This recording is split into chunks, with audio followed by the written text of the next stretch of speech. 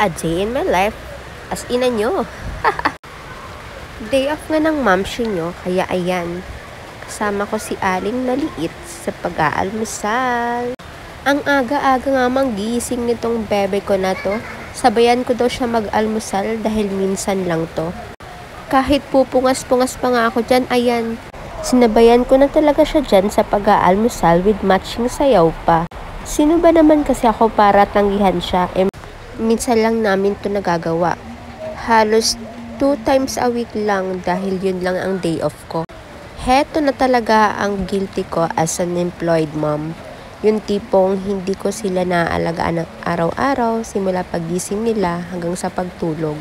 As an employed mom, ito talaga yung pangarap ko, yung makapag-settle down at maalagaan nga sila simula paggising nila, papasok sila sa school hanggang sa pagtulog nila. Nakakamiss nga yung ganitong mga moments, no, mga mommies, yung mga batang dati hinahabol ko habang gumagapang. Heto ngayon, kakulitan ko na, kwentuhan ko na, at nagre-request pa. Totoo nga yung mga sinasabi nila na yung mga anak natin, hindi sila forever bata. Kaya ngayon na bata sila, kailangan mong sulitin yung mundo nila. Kasi kapag lumaki sila, nagkaroon na sila ng mga kaibigan, hindi na tayo yung mundo nila. Siyempre, may mga bago silang mga kasalamuha, makikilala. Yun na yung magiging friends nila. Fast forward nga, napaliguan ko na dyan siya at sinusuklayan ko na. Request nga din niya yan sa akin na paliguan ko siya and i-comb ko yung hair niya. Kapag kasi nasa trabaho ako, hindi ako ang gumagawa niyan, yung lola niya. Siyempre, iba pa din kapag tayong mga mami yung gumagawa niyan sa kanila. Iba yung feeling nila. And siyempre, nafe-feel nila na love natin sila. Tawang-tawa nga ako din dahil ginagaya niya talaga ako sa aking pag-i-skincare. Kinahaponan naman ng araw na yan ay nag-request siya sa akin na lutuan ko daw siya ng pancake. Nung tinignan ko nga, meron pa pala ako natatago na pancake recipe. However, kulang pa ng itlog at evaporada. Kaya ayun, bumili kami sa tindahan.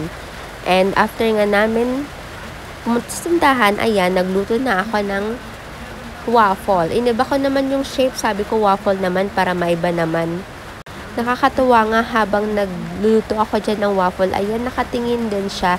At tinitingnan niya talaga kung anong gagawin ko, kung paano ko siya gagawin. And tada!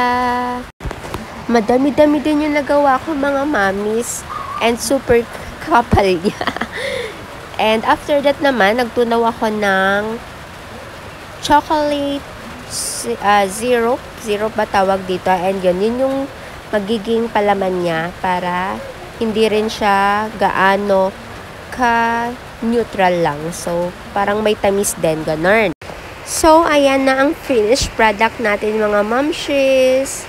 Thank you Lord for this food, for the blessings, for this day, and may God bless us all. Thank you guys for watching. Babush!